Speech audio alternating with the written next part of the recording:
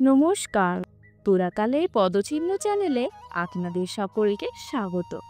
মহাভারত পাঠে ৩৭তম পর্বে আজকে আমরা শুনতে চলেছি অর্জুনের বনবাস, উলুফি, চিত্রাঙ্গদা, বর্গা এবং গোপ্রবাহনের কাহিনী। একদিন কয়েকজন ব্রাহ্মণ ইন্দ্রপ্রস্থে এসে ক্রুদ্ধকণ্ঠে বললেন, নিজাশয় নৃশংস লোকে আমাদের গোধন হরণ করেছে। যে রাজা শস্যাদির অষ্টভাগ কর নেন অথচ প্রজাদের রক্ষা করেন না, তাকে লোকে পাপাচারী বলে। ব্রাহ্মণের ধন চোরে নিয়ে যাচ্ছে, তার প্রতিকার করো। অর্জুন ব্রাহ্মণদের আশ্বাস দিয়ে অস্ত্র আনতে গেলেন, কিন্তু যে গৃহে অস্ত্র ছিল সেই গৃহেই তখন দ্রৌপদীর সঙ্গে যুধিষ্ঠির বাস করছিলেন। অর্জুন সমস্যায় পড়ে ভাবলেন, যদি ব্রাহ্মণের ধন রক্ষা না করি তবে রাজা যুধিষ্ঠিরের মহা অধর্ম হবে, আর যদি নিয়ম ভঙ্গ করে তার ঘরে যাই তবে আমাকে বনবাসে যেতে হবে। যাই হোক, আমি ধর্ম পালন করব।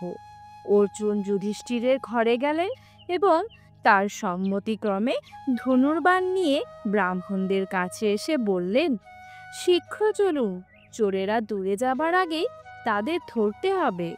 অর্জুন রথাহারণে যাত্রা করে চোরদের শাস্তি দিয়ে গোধন উদ্ধার করলেন এবং ব্রাহ্মণদের ফিরিয়ে দিলেন। এবার সেখান থেকে এসে ধর্মরাজ যুধিষ্ঠিরকে বললেন, মহারাজ, আমি নিয়ম লঙ্ঘন করেছি, এখন আজ্ঞা দিন, প্রায়শ্চিত্তের জন্য বনে যাত্রা করব। যুধিষ্ঠির কাতর হয়ে বললেন, তুমি আমার ঘরে এসেছিলে, সেজন্য আমি অসন্তুষ্ট হইনি। জ্যেষ্ঠের ঘরে কনিষ্ঠ এলে দোষ হয় না, তার বিপরীত হলেই দোষ হয়। অর্জুন বললেন, আপনার মুখেই শুনেছি ধর্মাচরণে ছল কখনো করতে নেই। আমি আয়ুধ স্পর্শ করে বলছি, সত্য থেকে বিচলিত হব না। তারপর যুধিষ্ঠিরের আজ্ঞা নিয়ে অর্জুন 12 বৎসরের জন্য বনে যাত্রা করলেন। অনেক বেদজ্ঞ ব্রাহ্মণ, ভিক্ষু, পুরাণ পাঠক প্রভৃতিও তার সঙ্গে অনুগমন করলেন। বহু দেশ ভ্রমণ করে অর্জুন গঙ্গাধারে এসে সেখানে বাস করতে লাগলেন। একদিন তিনি স্নানের জন্য গঙ্গায় নামলে নাগরাজ কন্যা উলুপি তাকে টেনে নিয়ে গেলেন। অর্জুনের প্রশ্নের উত্তরে উলুপি বললেন, আমি ঐরাবত কুলজাত কৌরব নামক নাগের কন্যা, আপনি আমাকে ভজনা করুন। আপনার ব্রহ্মচর্যের যে নিয়ম আছে তা কেবল দ্রৌপদীর সম্বন্ধে। আমার অনুরোধ রাখলে আপনার ধর্ম নষ্ট হবে না, কিন্তু আমার প্রাণ রক্ষা হবে। অর্জুন উলুপির প্রার্থনা পূরণ করলেন। উলুপি তাকে বর দিলেন, আপনি জলে অজেয় হবেন, সকল জলচর আপনার বশ থাকবে। উলুপির কাছে বিদায় নিয়ে অর্জুন নানা তীর্থ পর্যটন করলেন। তারপর মহেন্দ্র পর্বত দেখে সমুদ্র তীর দিয়ে মণিপুর রাজ্যে এলেন। সেখানকার রাজা চিত্রবাহনের সুন্দরী কন্যা চিত্রাঙ্গদাকে দেখে অর্জুন তার পাণিপ্রার্থী হলেন। রাজা অর্জুনের পরিচয় নিয়ে বললেন, আমাদের বংশে প্রভঞ্জন নামে এক রাজা ছিলেন। তিনি পুত্রের জন্য তপস্যা করলে মহাদেব তাকে বর দিলেন, তোমার বংশে প্রতি পুরুষের একটিই মাত্র সন্তান হবে। আমরা পূর্বপুরুষদের পুত্রই হয়েছিল, কিন্তু আমার কন্যা হয়েছে, তাকেই আমি পুত্ররূপে গণ্য করে পালন করেছি। তার গর্ভজাত পুত্র আমার বংশধর হবে। এই প্রতিজ্ঞা যদি তুমি করো, আমার কন্যাকে তোমার হাতে অর্পণ করতে পারি। অর্জুন সেইরূপ প্রতিজ্ঞা করে চিত্রাঙ্গদাকে বিবাহ করলেন এবং মণিপুরে 3 বৎসর সুখে বাস করলেন। তারপর পুত্র হলে চিত্রাঙ্গদাকে আলিঙ্গন করে পুনর্বার ভ্রমণ করতে গেলে।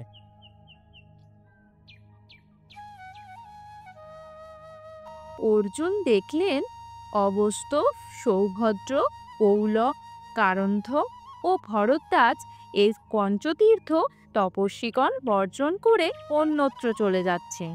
কারণ জিজ্ঞাসা করে তিনি জানলেন যে এই সকল তীর্থে 5টি কুম্ভীর আছে, তারা মানুষকে খেয়ে নিচ্ছে। তপস্বীদের বারণ না শুনে অর্জুন সৌভদ্র তীর্থে স্নান করতে নামলেন। এক বৃহৎ জলজন্তু তার পা ধরল। অর্জুন তাকে সবলে উপরে তুলে আনলেন। সেই প্রাণী শালঙ্করা সুন্দরী নারী বয়ে গেল। সে বললে, আমি অপ্সরা বর্গা, কুবেরের প্রিয়া। আমি 4 সখীর সঙ্গে ইন্দ্রলোকে গিয়েছিলাম। ফেরবার সময় আমরা দেখলাম এক রূপবান ব্রাহ্মণ নির্জন স্থানে বেদোধ্যায়ন করছেন। আমরা তাকে প্রলুব্ধ করতে চেষ্টা করলে তিনি শাপ দিলেন, তোমরা কুম্ভীর হয়ে শতবর্ষ জলে বাস করবে। আমার অন্যায় করলে তিনি বললেন, কোনো পুরুষ শ্রেষ্ঠ যদি তোমাদের জল থেকে তোলেন তবে নিজরূপ ফিরে পাবে।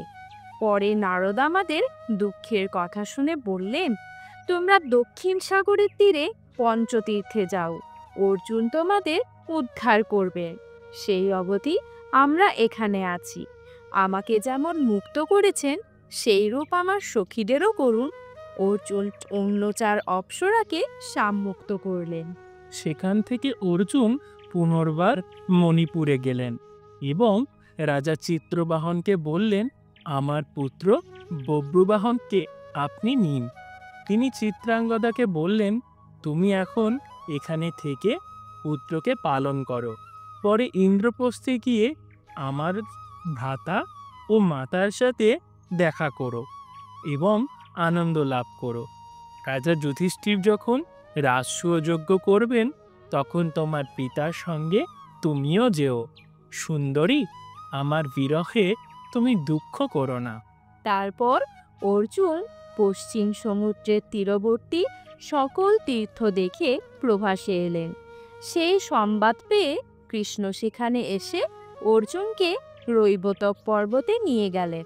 কৃষ্ণের আদেশে সেই স্থান পূর্বেই সুসজ্জিত করা হয়েছিল এবং সেখানে বিবিধ খাদ্য ও নৃত্যগীতাদির আয়োজন ছিল।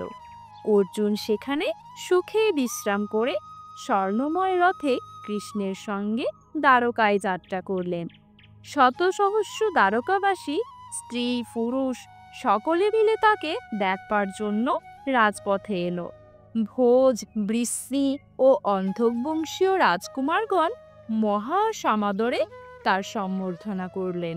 আজকের মতো মহাভারত পাঠের পর্ব এখানেই সমাপ্ত হলো। আগামী দিন আপনারা শুনতে পাবেন এক নতুন কাহিনী। নমস্কার।